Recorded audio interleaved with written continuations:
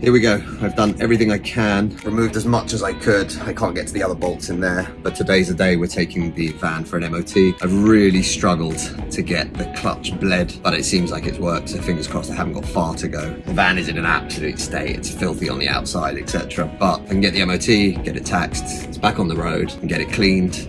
We can finish the work at the back here, and I'm even going to ask the garage to help me out with the rock and roller bed bolts, and we'll take it from there. So let's see what happens.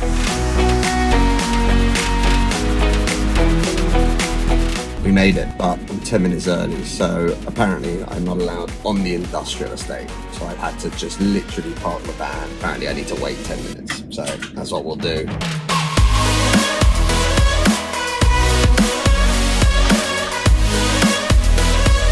So in the last video, you probably saw me rip everything out. I have decided not to put anything back in though until we got the MOT sorted, tax sorted, so that I can get it looked at in terms of rust. I want them to look underneath it. There's a couple of points as well. I'm not talking about bodywork rust here. Bodywork's going to be a next year plan. But in terms of the frame, before I start throwing money hand over fists at a van, I want to make sure that the chassis is fine, that if there's anything there that needs to be fixed or welded, that can be done before we've done everything else, because then there will be a lot to do. Hopefully the MOT will go through, not a problem. Mechanically, there's only the slave cylinder for the clutch that I know of that currently needs to be fixed. This van did have a refurbished engine put in 2 years ago. May have a photo, I'll put it up if I can find it, of me broken down at the side of the road when the timing belt went and the whole engine was gone. That was a fun adventure 2 years ago.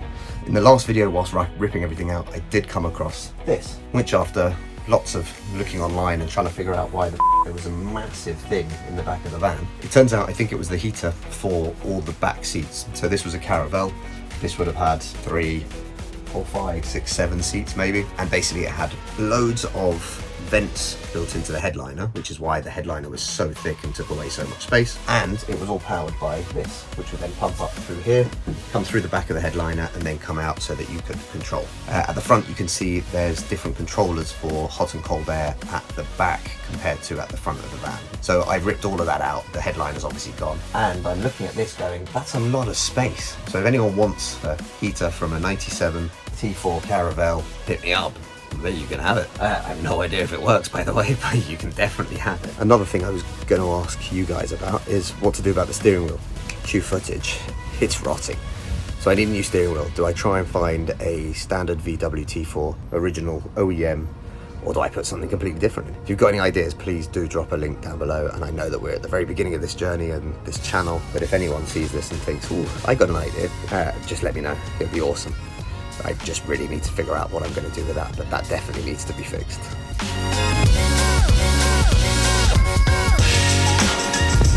Let's see what happens. Fingers crossed. We've asked for a full service, fix the clutch, do an MOT, hopefully get us back on the road so that we can carry on with the next pieces of the puzzle. Let's see what happens next. So it's Thursday morning. The van has gone to the garage this morning. Bob and I having a nice walk. And basically my theory of doing this was to put the day in Thursday, so we can see when we get the call back, what they say, and what ends up happening. Fingers crossed. Later that day. Hello? I'm looking chuffed. We have an MOT. We've had a service. The van is back. However, and it's a big however, the issue is the clutch. And the clutch isn't like a normal manual VW T4 where the slave and the master cylinder are separate and you can get access to it from there. This one, it turns out, it's all integrated into the gearbox. So we have a number, we're going to call somebody, we're going to try and get that sorted, but we now have an MOT and we have tax, which is fantastic, which means we're on the road. We're going to get this booked in for the gearbox. We're going to get a full gearbox, what's the word I'm looking for? Refurb, maybe? Gearbox check, clutch fixed, refurb, and I also got the number for someone to help with a bit of the rust stuff underneath. So there's a couple of little spots that I've seen, and apparently he's a great welder. Does thing very strong, not necessarily very pretty, so we're not sure if we're going to touch the bodywork, but let's see how we get on. We got like 7 weeks, 6 weeks and a half, 7 weeks from now is the Smoke and Fire Festival, and that's what I'm gagging to get this ready for. I don't know if it's going to work out that way, so let's go figure it out.